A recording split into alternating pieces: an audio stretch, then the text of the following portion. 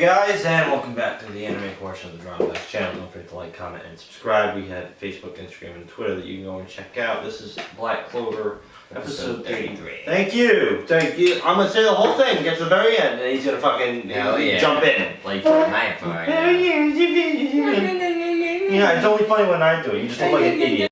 So we've seen some pretty good progress with the show so far. Through this episode, I think kind of gave a little bit of a surprise, a little bit of an evolution for Gosh. We got Character development. Character development. We got to see Such a plug. We got to see his background finally. I mean, kinda. Yeah. I mean, like it was as fast part, as if anyone who's ever watched Dragon Ball Super, it's like it was just as fast as Jiren's background. It was like happened in. It was quick. They gave you basically the rundown. Yeah, they gave you. His parents were murdered. His parents were murdered by the people that live in their house. I don't think that was. I think no. What it was is like there was some kind of deal going on, and then they faked some kind of will, and then killed off their parents. LOL. And then after that, he lived a life of crime, basically stealing to keep Marie and him alive. And that's how he ended up going to jail. So that's kind of, you understand everything up until now that like they didn't really explain. Really not a whole lot of other things going on in this episode except for you found out that they've just been calling her old hag this whole time. What the heck? It's the nun. She's nun. Like the nun of the church. The she freaking leopard. I don't think. Yeah. Well, I mean, she taught. She taught Fulvio how to use his magic. I don't know how you pronounce that. Fulvion. Looks like a Digimon's name. Okay. Basically, she was his teacher, which was kind of cool. Yeah.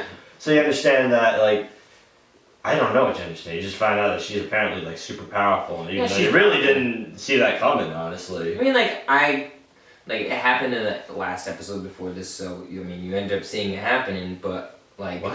She ran out of magic fast. She was completely useful. Like, I'm not gonna lie, she did her part. She did well with her part. She lasted very long until she got worn out at the end. She could only last a minute. That's not really. I don't think that's what she was going for. I think that was just poor wording on their end. She said She said he asked her to buy some time. She said, "All right, I can get you a minute." But I don't know what that was. I don't know what that meant at all. From the look of it, from what I saw, I'm not sure if you saw the same thing, but she looked I was watching at the same freaking speed as you, asshole! She was completely exhausted. She was I don't think she was puffing she was. In a way. That's why she was saying, I can only last a minute. I disagree with that. I think she meant like she only really like stopped this giant beast. That's alright, because I'm just putting my output. My output is just my. You don't even know how to speak. Gosh, like I said, new weapon, pretty much new spell, can reflect multiple people like a shadow. What's that new spell? He said this was his trump card. He's had it for a while. It's been in his eye. He never unlocked it. It finally. No. He said he's never wants to use it because it's his trump card. He has all this magic stored in it, so he's had it for a long time. That's why he's stored it. But in order to like use that move, he had to like finally use it. And in order to finally use it, he had to finally learn it. No, he didn't. He just wrote a spell different because he had never wanted to support anybody before because he was always selfish. He always wanted. It was only about him and Marie. That's it. So it never was even a thought in his mind to think of a spell that would help somebody else. So.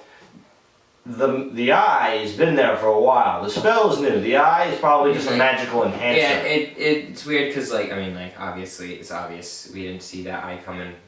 I honestly wasn't even thinking that until he said I have like this trump card and like his hair was above his eye and I was like for some reason I feel like it's some sort of Sharingan or something, some sort of thing.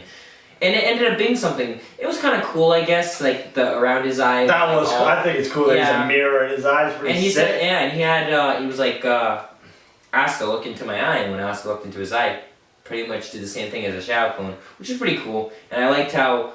You could go with like a mirror reflection as real doubles, but like had a bunch of them. Yeah, he had a shit ton. And that girl was overwhelmed AF because.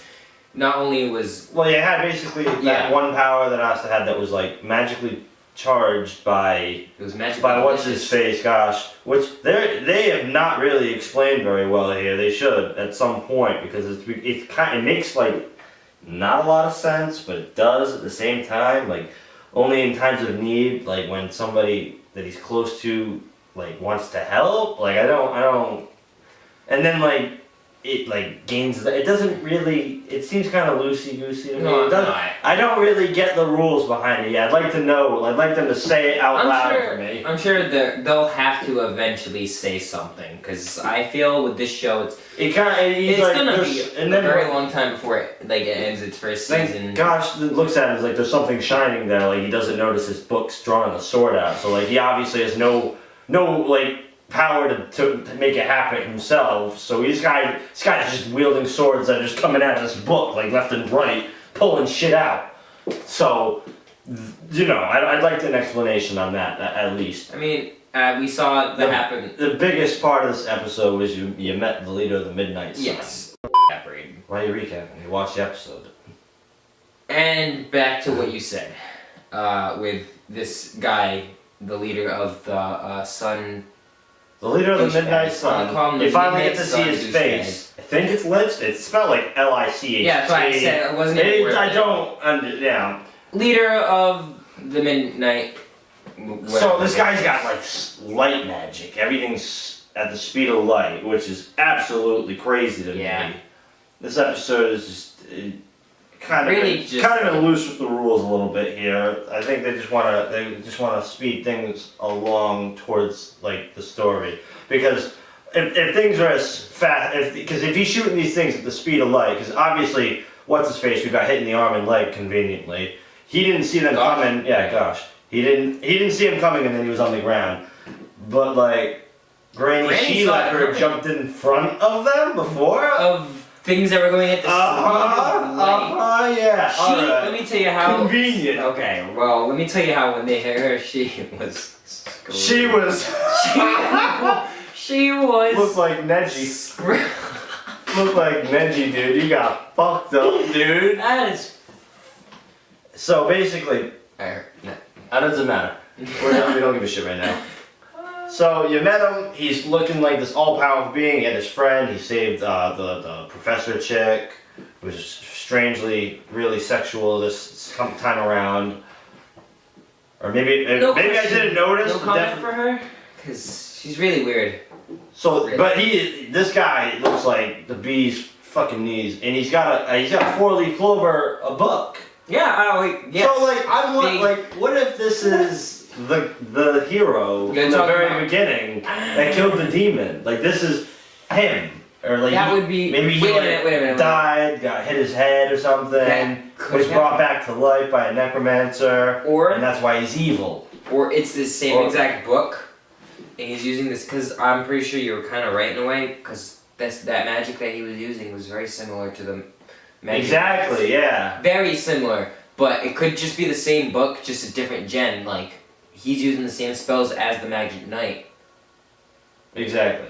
So it seems really, really similar. So I think it's the same guy. I think it's the same guy. If it is, I'd be pretty surprised. If you watch the intro, you see the sword of light that gets stabbed into the demon. It seems almost too convenient that he has very similar. Everything's been convenient this episode. Everything just seems to fall into place magically. No pun intended. It's starting to kind of maybe pick up from here, and I'd like to see a lot more. And I'd like to. I think it's gonna slow down at first, and then it's gonna speed up. Well, what I'm hoping to look for more of is Captain Yanni fights, because we haven't gotten to see them yet. I do want to see him. I feel like he's secretly the strongest one out of all of the Magic Knights. He's probably dirt nasty, but he's at the lowest of the Magic Knights squad. It's like nobody wants to. Because he doesn't give a shit is the problem. He doesn't care about nothing. We don't know anything about him yet, and there's nothing to back up your evidence yet, and there's nothing to back up my evidence. So like. Oh, I know. I'm just speculating that he's the strongest, but he doesn't care. I'd like to see him really fight, lazy. We know he uses a sword from the intro, and I'd like to see what he does with it. So I'd love to see the sword, dude. Let us know what you think about this episode, guys. Yeah, how did you feel about it? I think that meeting the leader of the Eye of Midnight Sun was really, really cool. Maybe you thought it was too convenient as everything in this episode was. Comment below and let us know what you thought. We'll see you on the next episode.